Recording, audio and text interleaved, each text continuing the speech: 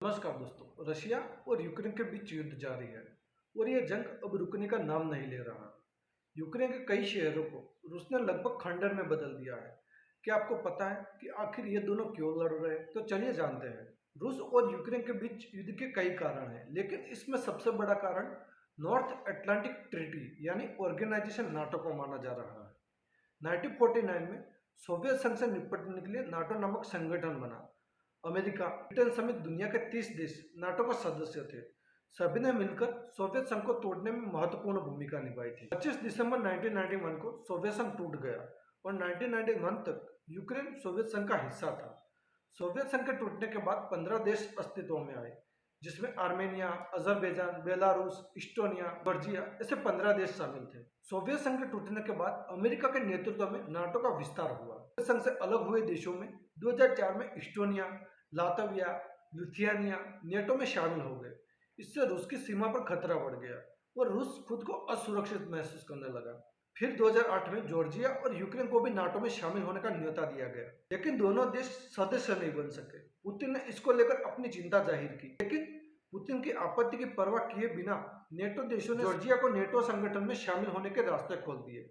इससे क्रोधित होकर 2008 में रूस ने जॉर्जिया के अबकाजिया और दक्षिण ओसेशिया को स्वतंत्र देश की मान्यता दे दी। रूस और यूक्रेन के बीच तनाव 2013 में शुरू हुआ था, जबकि रूस के समर्थक यूक्रेन के तात्कालिक राष्ट्रपति विक्टर यानुकोविच का कीव में विरोध शुरू हुआ। यानुकोविच को अमेरिकी, ब्रिटेन समेत प्रदर्शनकारियों के विरोध के कारण फरवरी 2014 में देश छोड़कर भागना पड़ा। इसके कारण रूस ने दक्षिण यूक्रेन और क्रीमिया पर हमला करके उसे कब्जा कर लिया। 2014 के बाद रूस समर्थक अलगाववादियों और यूक्रेन की सेना के बीच डोनबास प्रांत में संघर्ष चल रहा था। क्रीमिया में ज्यादातर लोग रशियन बोलने वाले हैं, जो रूस से अधिक लगाव रखते थे। इसके बाद यूक्रेन को मजबूत करने के लिए नेटो द्वारा आधुनिक हथियार से लैस किया जाने लगा। इसके चलते रशिया को यह स्पष्ट हो गया कि आने वाले समय में नेटो की सेना और उनकी मिसाइलें रशिया की सीमा पर खड़ी होगी। इसके बाद जेलेंस्की के नेतृत्व में यूक्रेन ने 2 बार प्रयास किए नाटो में शामिल होने के लिए, लेकिन रशिया की कड़ी आपत्ति के बाद यह प्रयास रुक गए।